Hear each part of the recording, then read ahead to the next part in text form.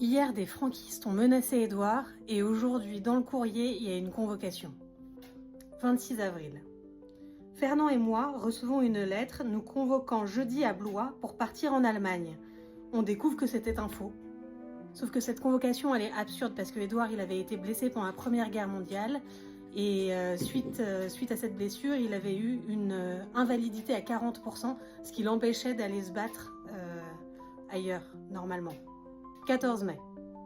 Je présente mon cheval à Nain-sur-Beuvron.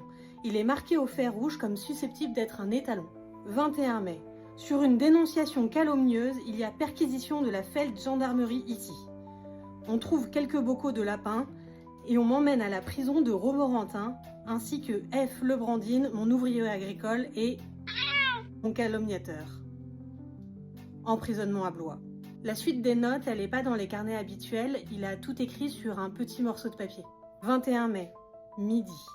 Perquisition à la rougellerie. On emmène Fernand et moi par le train à la prison de Romo, ainsi que 22 mai.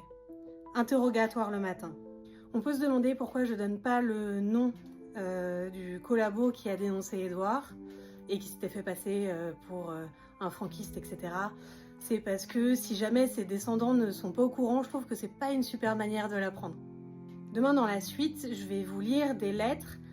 Tout d'abord, des lettres de Claude et Nicole, ses filles, qui ont envoyé un petit mot réconfortant à leur mère suite à l'annonce de la nouvelle. Et la première lettre d'Édouard qui était en prison. À demain!